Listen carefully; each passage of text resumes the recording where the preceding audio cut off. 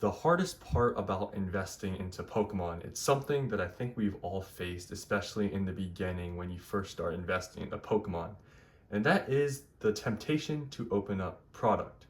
And it's something where I really think that investing into Pokemon is not really something for everyone. And I know that might seem kind of crazy to say, and you might be like, oh, you just buy a box and just keep it.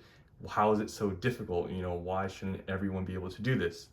Well, for a lot of people, we all got into investing into Pokemon because we just like Pokemon. That was the same for me. I think the same for pretty much anyone out there.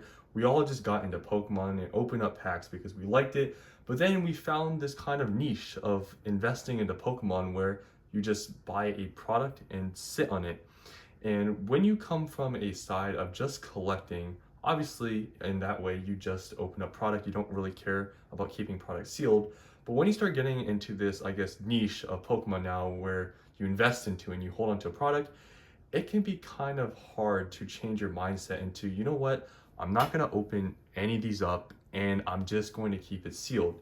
And it might sound kind of easy, but when you first start doing it, I think many guys know it is kind of hard to do that because you just think of, what if I open this and I pull this card? I just want to open this because it's right in my hands. It's just easy to I can just grab it and open it all up, right? You get into that mindset in the beginning and it gets very hard and difficult. And that's where a lot of people fail. I think that's the first step. The first step into investing in Pokemon that weeds a lot of people out is their temptation to open up sealed product. And even seen it in some of the comments on my videos where people literally say, yeah, I can't invest into product or how much you have because I would just open it all.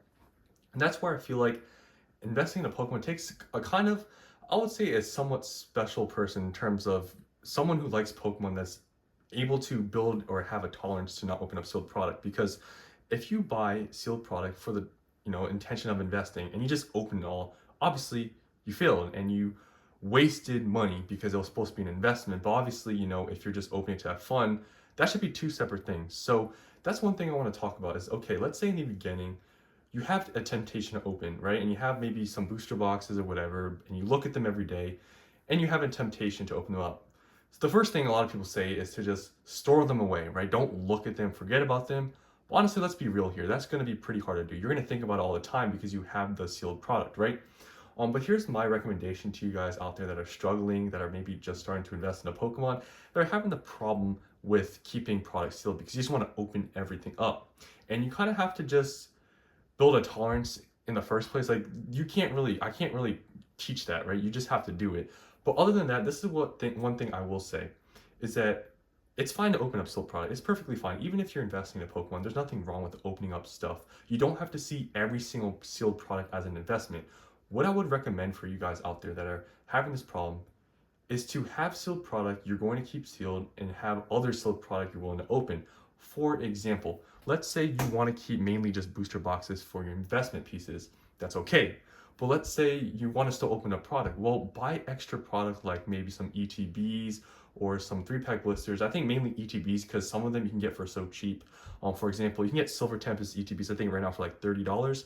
That could be a viable option to open up products instead of opening up a whole booster box. So there are other things out there you can open up. It doesn't have to be your big ticket items like booster boxes that you're trying to invest into. You can buy other products that are smaller or something just to get your fix of opening up product. But even then, if you still can't, resist the urge to open up sealed product, honestly, you should not be investing in a Pokemon. I'll tell you that much, especially if, you buy a case or something, you're spending good money now and you just can't, resist the temptation to open stuff up. Don't do this because you will fail in investing and you'll look back and be like, man, like why did I even invest into this? You just ended up opening everything up and you kind of just wasted your money in that sense. And I can tell you from my perspective, I have zero temptation to open anything up. And I can tell you that because I haven't opened up a single booster box for over 2 years now.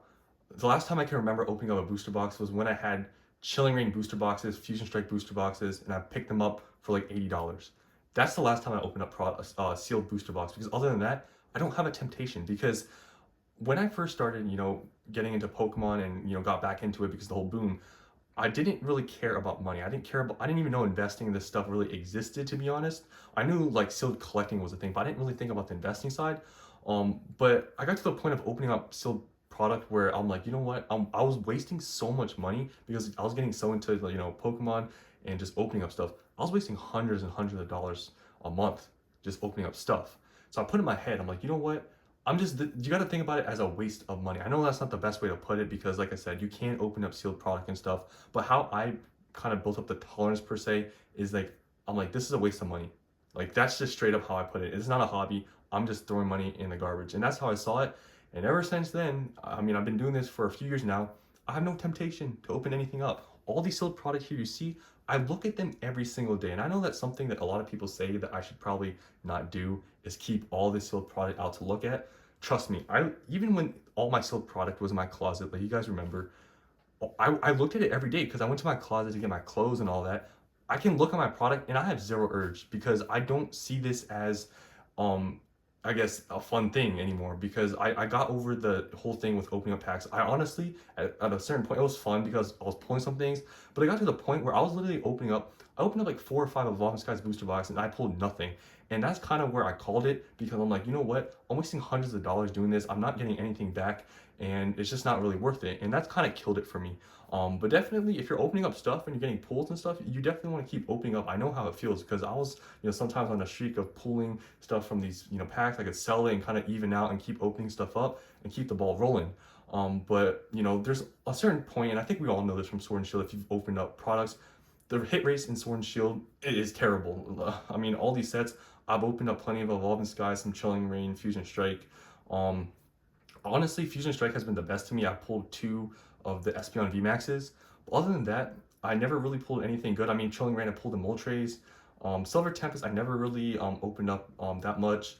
Lost Origin, kind of same thing, never really got anything. But I just pulled so much bad stuff where I didn't, like it burned it for me. Like I didn't like it anymore. So it's easy for me to not open up any of the sealed product.